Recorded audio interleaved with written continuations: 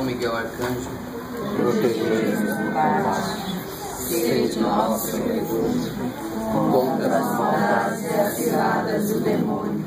Por poder de Deus, instantemente vos pedimos que vós, príncipe da milícia celeste, pela virtude divina, precipitai o inferno a Satanás e a todos os espíritos malignos que andam pelo mundo para perderem as almas.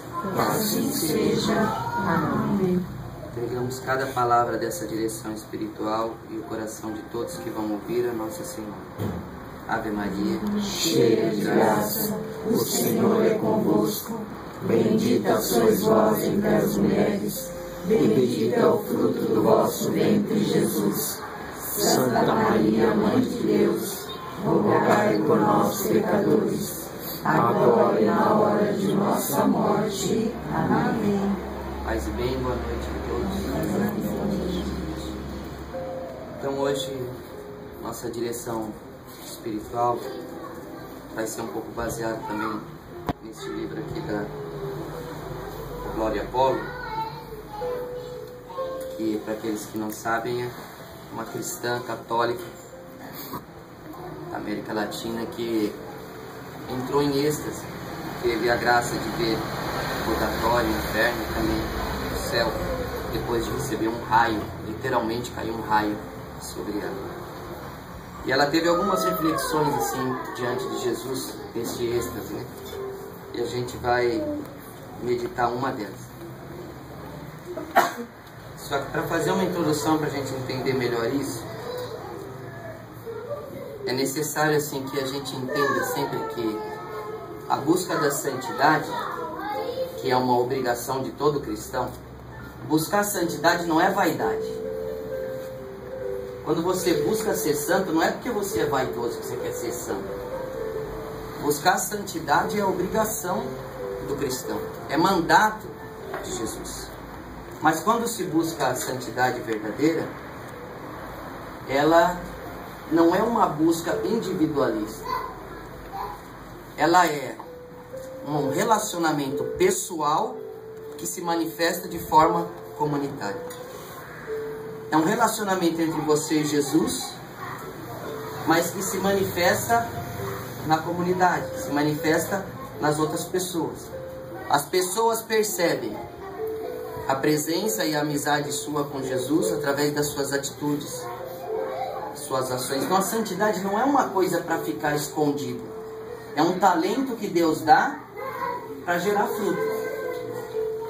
Então a gente se engana quando a gente acha que santidade é só não cair em pecado. Santidade é só conseguir rezar tantos terços por dia. Santidade é só conseguir cumprir as metas de oração que você colocou. Isso é um caminho para a santidade. A santidade, ela começa a acontecer em nós quando em nós começa a acontecer os sentimentos de Jesus. Quando a gente começa sem perceber, devagarzinho você vai percebendo que a dor dos outros vai se tornando sua, sem querer. Sem querer. A sua dor e sua preocupação começa a ser universal. Você já não está mais preocupado só naquela casinha da busca da santidade pessoal. Sabe, eu faço isso, aquilo e aquilo, e os outros que se virem, né? Você vê num jornal alguém que morreu por causa da violência e aquilo dói. Você vê alguém que está sofrendo no hospital e aquilo dói.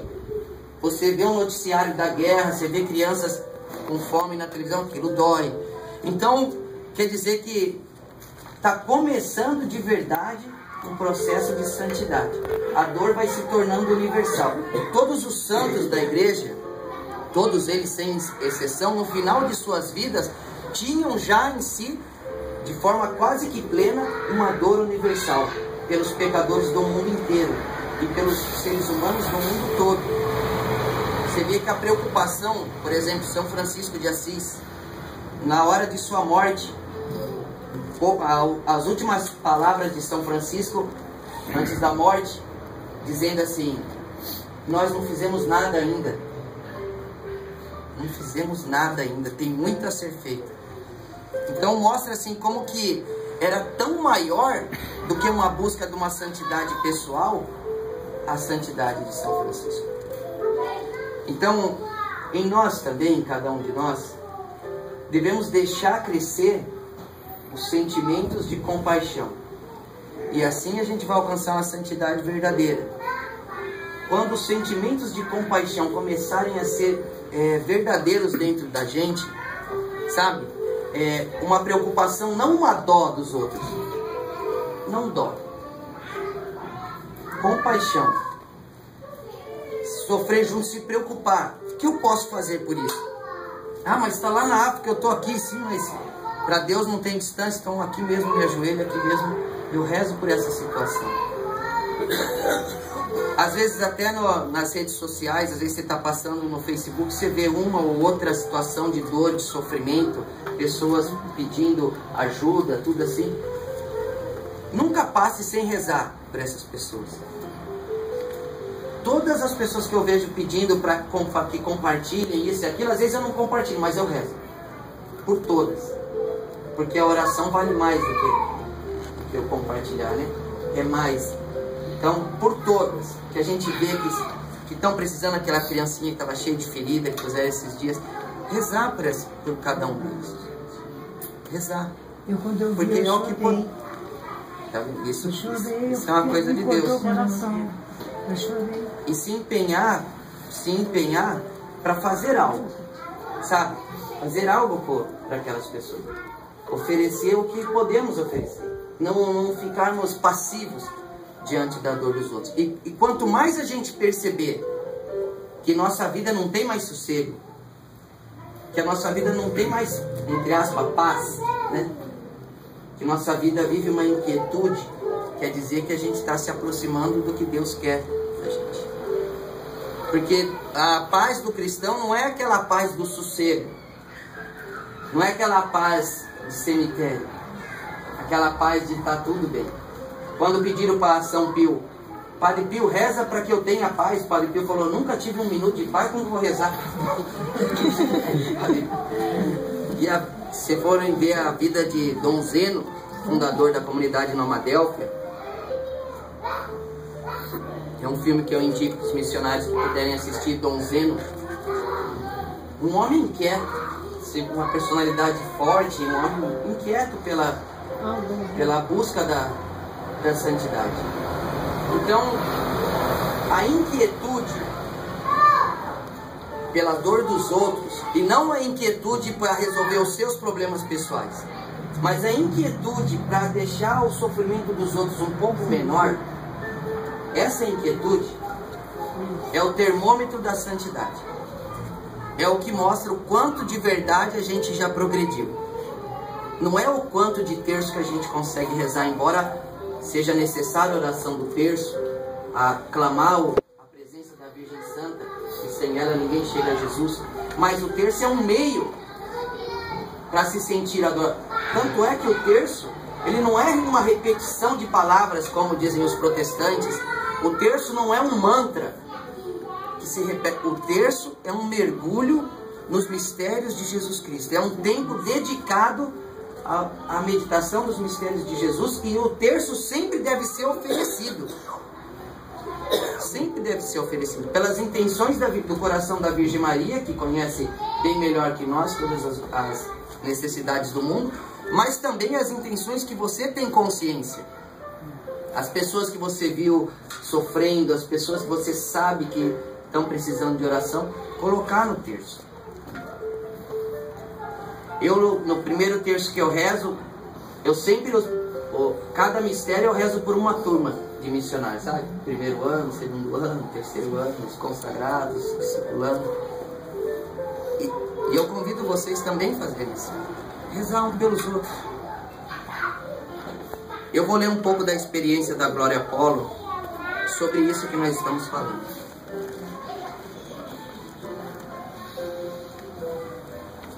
Para a gente entender bem, a Glória Apolo está diante do livro da vida. Ela estava como que morta, e diante do juízo particular dela, diante de Jesus, foi aberto diante dela o livro da vida dela. E ela disse que Deus falou assim para ela, né? O Senhor me disse: a tua morte espiritual começou quando não te deixastes condoer com os teus irmãos. Era um alerta quando via o sofrimento dos teus irmãos em toda parte, ou quando ouvia nos meios de comunicação que mataram, sequestraram, etc. Mas tu, de pedra, só da boca para fora dizia: ai, pobres coitados. Mas isso não te doía no coração, não sentia nada, tinhas de pedra o coração, o pecado o petrificou. Ela continua dizendo: sabem, eu nunca via na televisão as notícias, a Glória Paulo contando. Eu nunca via na televisão as notícias, porque eu não tinha paciência para ver tantos mortos, tantas coisas desagradáveis. Eu só via a parte final, que é a parte da fantasia, dietas, signos, poder mental, energias, esse tipo de coisas. São as coisas que o demônio usa para nos desviar e nos confundir. Agora o Senhor me mostrava no livro da vida como na sua estratégia divina, um dia o Senhor atrasou a programação e eu liguei o televisor e ainda não tinha acabado as notícias. E aí vi uma camponesa humilde chorando em cima do cadáver do marido. Ela contando um relato. Que um dia a programação atrasou, ela olhou, ligou a televisão, viu uma senhora camponesa chorando seu esposo morto. Devo dizer-vos, irmãos, que tristemente o demônio acostuma-nos à dor dos outros, a ver o sofrimento dos outros e a pensar que isso não é problema nosso. Quem está mal que se vire, porque isso não é problema meu. Sabem, o Senhor mostrou-me como lhe dói quando os jornalistas só estão preocupados que a notícia impressione, sem se comoverem. Só pensam em vender a notícia, sem se preocuparem com o sofrimento, neste caso, daquela mulher camponesa. Ela continua dizendo: eu, no momento em que liguei a televisão e vi aquela mulher chorando, senti uma dor intensa pelo sofrimento dela. Me doeu realmente aquela camponesa. Era o Senhor que assim o permitia. E eu prestei atenção ao que estavam a dizer. E vi que onde estava acontecendo isso era em Venadillo, Tolima, na minha terra natal. Mas logo a seguir começou a parte da fantasia. E começaram a falar sobre dietas espetaculares. E eu esqueci por completo da camponesa, porque me interessava mais a dieta e nunca mais pensei nela. A gente percebe aqui uma batalha entre a inspiração divina e a distração do demônio. A gente vê que ela, assistindo o documentário, vê o sofrimento daquela mulher, dói nela a dor daquela mulher. E isso é uma inspiração divina que devia inspirar a oração por ela, né? O oferecimento de um momento de adoração e de oração por ela que estava sofrendo. Mas em seguida também vem a distração do demônio, colocando outras coisas que, como a gente vê, a televisão é assim, mostra um negócio, daqui a pouco mostra futebol, daqui a pouco mostra... e você esqueceu completamente. Então, te leva a um pecado de omissão. Porque você vê, sente a inspiração, mas não a transforma em ação. Entre a inspiração e a ação, lembra um tema de uns anos atrás? Entre a inspiração, a santa inspiração e uma santa ação, existe um passo a ser dado. E quando a gente se distrai com as outras coisas, esse passo não é dado. Ela continua dizendo assim: nunca mais pensei nela, nunca mais pensou na camponesa. Quem não esqueceu da camponesa foi nosso Senhor. Ele fez com que eu sentisse a dor e o sofrimento daquela camponesa. O Senhor queria que eu ajudasse aquela mulher. Era naquele momento que devia ter usado os talentos que Deus me tinha dado. E o Senhor me disse: aquela dor que sentisses por ela, era eu que te estava a gritar para que auxiliasses. Eu fiz com que se atrasassem as notícias para que tu visses. mas tu não fostes capaz de dobrar o joelho numa oração por ela, nem por um minuto. E se deixastes deslumbrar pela dieta e não se lembrastes mais dela. Vê que forte isso. Como é um jeito de ilusão que às vezes a gente vive. E a gente quase sempre cede para a ilusão e esquece a inspiração de Deus. Eu até hoje, quase todos os dias, sempre que eu lembro, eu rezo pelo aquele pai do menininho que foi levar o menino no circo, lembra? E o leão agarrou o filho dele e matou. Quem viu essa notícia há muitos anos atrás? Até hoje eu rezo. Sempre eu lembro. E tantas outras pessoas que eu lembro. Porque até hoje, nós estamos aqui, imagina a dor do coração desse pai até hoje. O Lu contou, como você conta aquela história daquele irmão de rua lá, Lu? Conta pra você que ele estava na rua no Rio de Janeiro esse fim de semana, né? Diz que há 2 meses ele teve uma enchente na cidade que ele estava lá do Rio, no bairro, e ele perdeu a esposa e os 2 filhos, há 2 meses atrás. Ele estava na rua ali sem chão, sem nada. Então, os missionários estiveram no Rio de Janeiro esse fim de semana fazendo pastoral e encontraram esse senhor. Nós não encontraríamos ele se Deus não quisesse que a dor dele fosse nossa. Então, a oração por ele, para que ele encontre Jesus, ele encontre motivos para continuar vivendo, que Deus console o coração dele. Imagina só, o homem pobre, numa enchente, perdeu sua esposa, seus filhos. Está ali esperando que chegue logo a morte, né? Foi isso. Esperando que chegue logo a morte. Aí passa os católicos, entre aspas, ali e olha, ó o vagabundo, deitado aí, olha esse vagabundo. Ah, estão aí na rua porque vem esses outros aí de marrom ajudar eles. Fica incentivando o vício. E não enxergam a dor. Por isso o nosso Senhor chama hoje a atenção de nós, Missão Voz dos Pobres, para ir além só das atitudes físicas, mas também as atitudes espirituais em favor das pessoas, de todas as pessoas que vimos nos jornais, que vimos na televisão, que vimos nas ruas. Aquela dor que se apresentou diante de nós é para ser nossa também. E não adianta querer se poupar dessa dor, porque ela é para nós um presente de Deus. Você vê aqui que Jesus fala, eu te dei essa dor, fala para a Glória Paula, eu te dei essa dor para que você partilhasse dessa dor por ela. Era um presente divino, era como usar o talento. E a distração fez esquecer. É igual a parábola do semeador, né? Que vai jogando as sementes. A pessoa até tem aquela vontade de crescer, mas depois os espinhos do mundo vêm e te engana. E quantas vezes na nossa vida a gente tem boas inspirações de recomeçar e aí daqui a pouco uma coisinha distrai e aí a gente se deixa levar. Então, santidade não se alcança sem foco. É necessário focar, ter Jesus como foco. Focar em Jesus. Querer de verdade isso. Querer mesmo isso. Não pode ter nada nesse mundo que a gente queira mais do que ser santo.